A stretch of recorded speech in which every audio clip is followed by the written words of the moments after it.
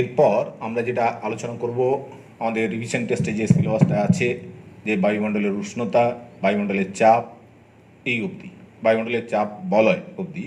তাহলে আমরা আজকে বায়ুমণ্ডলের চাপ বলয় অবধি আলোচনা করব। তার আগে আমরা বায়ুর উষ্ণতাটা বলে নিই, যে বায়ুর উষ্ণতা কিভাবে বায়ুমণ্ডল উত্তপ্ত হয়, হাউ ইজ অ্যাটমসফিয়ার হিটেড। তার আগে আমরা বলে নিই যে বায়ুমণ্ডল বিভিন্ন পদ্ধতিতে উত্তপ্ত হয়। 1 নম্বর হলো ইনসোলেশন, 2 নম্বর হলো রেডিয়েশন বা বিকিরণ, 3 নম্বর হলো কন্ডাকশন বা পরিবহন, 4 নম্বর হলো কনভেকশন, আরও আছে আমাদের অ্যাডভেকশন বা সঞ্চালন প্রভৃতি।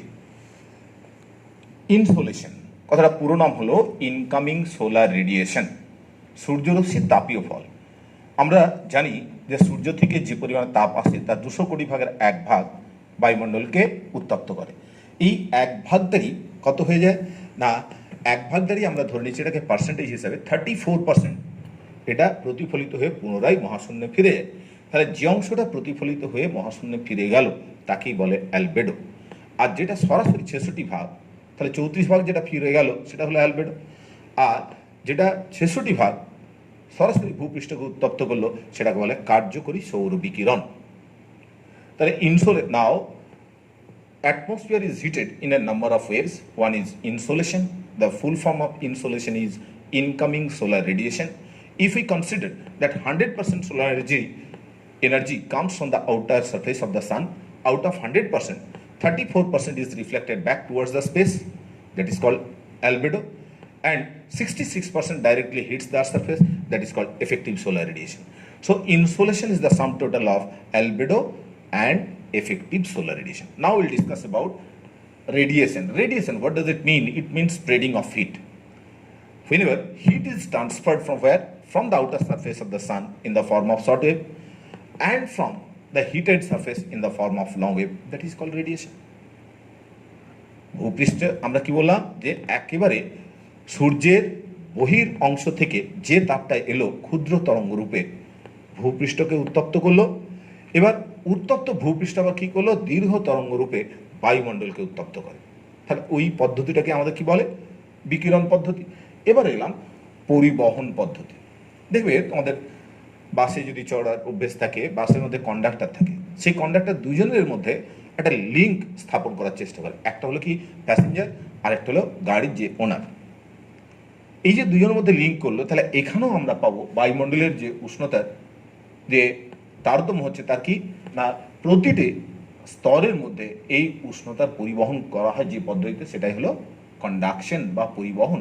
তাহলে বায়ুমণ্ডলের বিভিন্ন স্তরে উষ্ণতার স্থানান্তরকে কি বলে, কন্ডাকশন বা পরিবহন। তাহলে the transmission of heat in between the layers of atmosphere is called conduction. এরপরে এলাম দেখো কনভেকশন। কনভেকশন বাংলায় যেটাকে বলা হয় পরিচলন। পরিচলন পদ্ধতিতে দেখবে মা যখন কেটলিতে জল গরম করছেন, কেটলির তলাটা আগে গরম হলো, যেই তলাটা গরম হলো একেবারে কেটলির তলার পাশে যে জলটা থাকলো সেটা গরম হলো, তারপর ওই জলটা গরম হয়ে আস্তে আস্তে উপর দিকে উঠতে থাকে, ওপরের ঠান্ডা জলটা নিচের দিকে নেমে এলো। এবার মায়ের তো বাড়িতে অনেক কাজ, মা কী করেন, ঠিক কেটলির মুখে একটা ঢাকনা চাপিয়ে দিলেন যাতে মা দূর থেকে দেখতে পান যে কেটলির জলটা গরম হয়ে গেছে। এইভাবে বায়ুমণ্ডল পুরোটাই এইভাবে উত্তপ্ত হয়। দেখো এখানে আমি এটা করে রেখেছি। প্রথমে কি হলো, ভূপৃষ্ঠ উত্তপ্ত হলো, উত্তপ্ত হওয়ার পর আস্তে আস্তে কী হয়, উত্তপ্ত বায়ুটা ক্রমশ উপর দিকে উঠতে থাকে, নিচে শূন্যস্থানকে পূরণ করার জন্য অপেক্ষাকৃত শীতল বাতাস ক্রমশ নিচের দিকে নামে, আবার সেটা গরম হয়ে উপরে উঠে যায়। এইভাবে চক্রাকার পদ্ধতিতে কি হয়, বায়ুমণ্ডল উত্তপ্ত হলো। ওই পদ্ধতিটা কি বলা হয়, কনভেকশন। তাহলে কনভেকশনটা কি না, cyclic transfer of heat from one layer to another layer or in between the layers of atmosphere is called convection. এরপরও আরেকটা আমরা প্রসেস পাবো যেটাকে বলে অ্যাডভেকশন। দেখবে এই মে মাসে আমরা 3rd উইক অফ মে থেকে আমরা দেখবে পাবো যে 3rd উইক অফ মে থেকেই দেখবে বাতাসটা গরম হয়ে, বিশেষ করে যাদের একেবারে নিম্নগাঙ্গেয় সমভূমি অঞ্চলে বাড়ি, বিশেষ করে একেবারে হুগলি, আসানসোল, এইসব সাইডের ছেলেমেয়েদের আমরা দেখতে পাবো কি, বা তারাও দেখে যে সকাল 10টার পর আর বেরোনো যাচ্ছে না, লু বইতে থাকে। তাহলে এই লুটা যে বয়, কিভাবে বয় না, এক স্থান থেকে আরেক স্থানে বায়ুর অনুভূমিক সঞ্চালন হয়। তাহলে অ্যাডভেকশনটা কি না horizontal transmission of heat from one place to another place is called advection. তাহলে দেখো আমরা এইভাবে বায়ুমণ্ডলের উষ্ণতাটা জেনে গেলাম যে কীভাবে বায়ুমণ্ডল উত্তপ্ত হয়। পরে আরেকটা কোশ্চেন বা টপিক নিয়ে আমরা আলোচনা করব, সেটা হলো বায়ুমণ্ডলের উষ্ণতা তারতম্যের কারণ। বায়ুমণ্ডলের উষ্ণতা তারতম্যের কারণ, reasons for thermal variation. Thermal variation, এখানে দেখো একটা ছোট্ট করে তো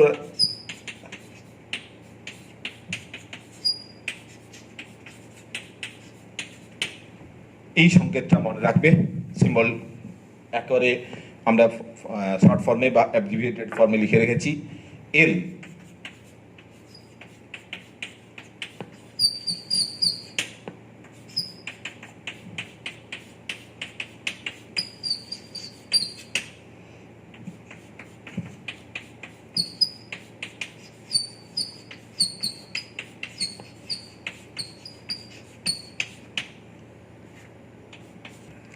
শুরু করি। আচ্ছা, এরপর দেখো আমরা একটা আলোচনা করব যে বায়ুমণ্ডলের উষ্ণতা তারতম্যের কারণ। বায়ুমণ্ডলের উষ্ণতা তারতম্যের কারণগুলোকে আমরা এইভাবে একটা ফরম্যাট বানিয়ে ফেলবো যে মনে রাখার জন্য। ল্যান্ডফর্মস, যদিও এটা তোমার কোনো ডিকশনারিতে তুমি এর মানে খুঁজে পাবে না, কোনো মানে নেই এর, কিন্তু আমাদের পরীক্ষার সময় মনে রাখতে দেখো এটা খুব আমাদের কাছে হেল্পফুল হবে। কীরকম? এল ল্যাটিচিউড, বাংলায় হলো অক্ষাংশ। এ অল্টিচিউড, বাংলা হলো সমুদ্রপৃষ্ঠ থেকে উচ্চতা। N nature of the land, ভূপৃষ্ঠের প্রকৃতি। D distance from the sea. F forest cover. O ocean current. W wind. R rainfall. M mountain. S soil.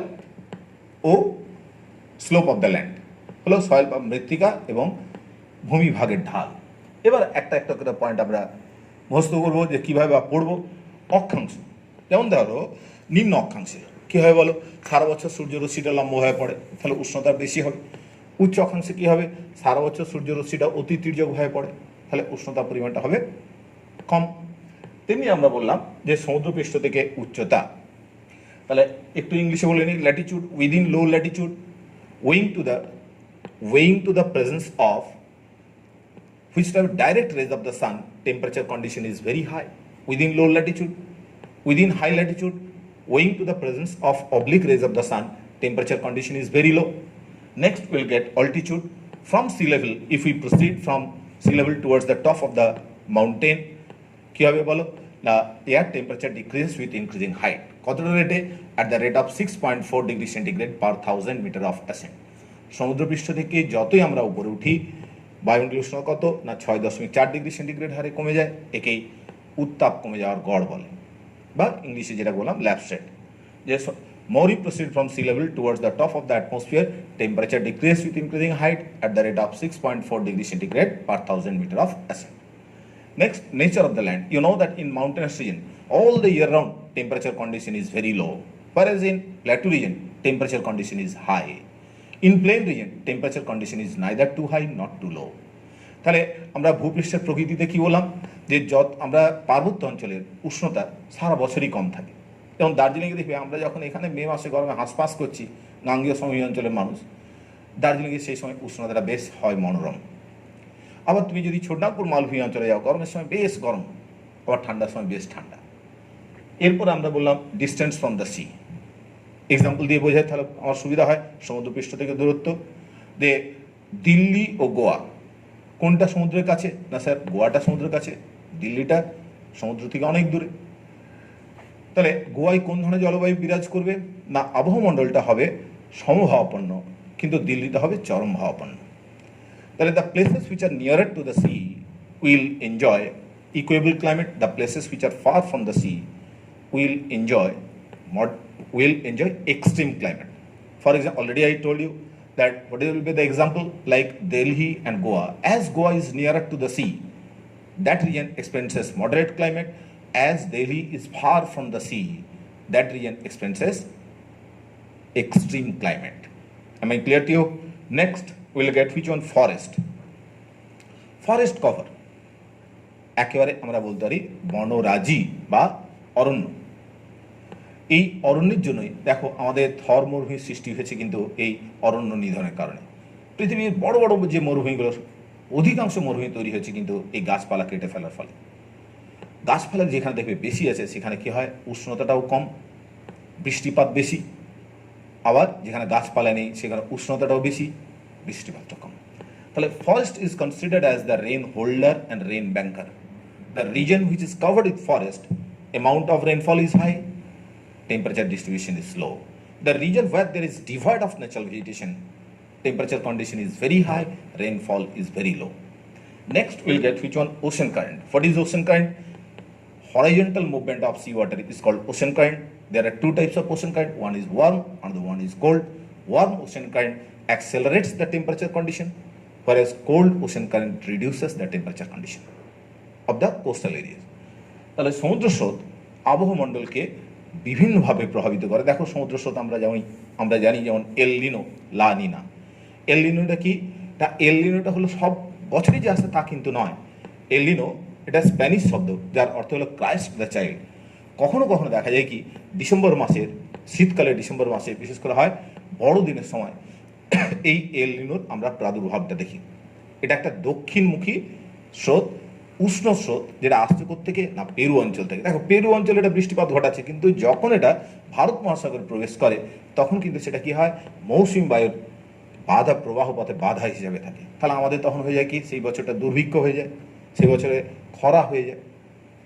আর তেমনি আমরা পাবো লা নিনা। লা নিনা হলো একটা শীতল সমুদ্র স্রোত, যার এটাই আমরা যদি ওয়ার্ড অরিজিনটা দেখি তাহলে এটার মানে হলো ইয়াং চাইল্ড বা ইয়াং গার্ল, দুরন্ত বালিকা, নটি গার্ল।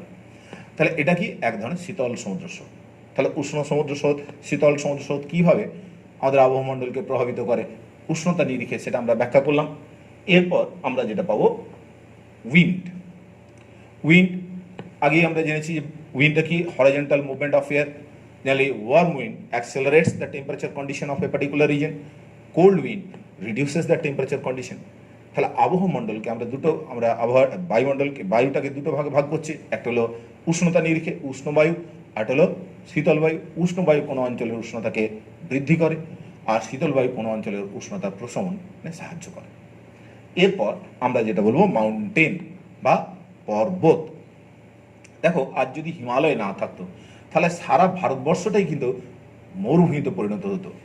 যদি হিমালয় না থাকতো সারা ভারতবর্ষটা, কারণ আমরা বৃষ্টিপাতটা পেতাম না। আর হিমালয় যদি না থাকতো তাহলে উত্তর দিকটা পুরোপুরি শীতল মরুভূমি আর দক্ষিণ দিকটা উষ্ণ মরুভূমিতে পরিণত হয়ে যেত। যার জন্য হিমালয়কে বলা হয় কি, যে দেখবে একটা কে এম পানিকরের মতে, যে it is to be noted that Himalaya is considered as India's national mountain as the Ganga is its national river. গঙ্গাকে যেমন বলা হয় ভারতের জাতীয় নদী, হিমালয়কেও তেমনি বলা হয় ভারতের জাতীয় পর্বত। এরপর আমরা এলাম কোনটা, the mountain that also মোল্ডস the temperature distribution of a particular reason. For example, the places which are located at the lap of the mountainous region, temperature condition all the year round that will be low, moreover amount of rainfall will be high. Next আমরা পাবো soil. আরেকটার সাথে সাথে আমরা বলে নেব কি slope of the land.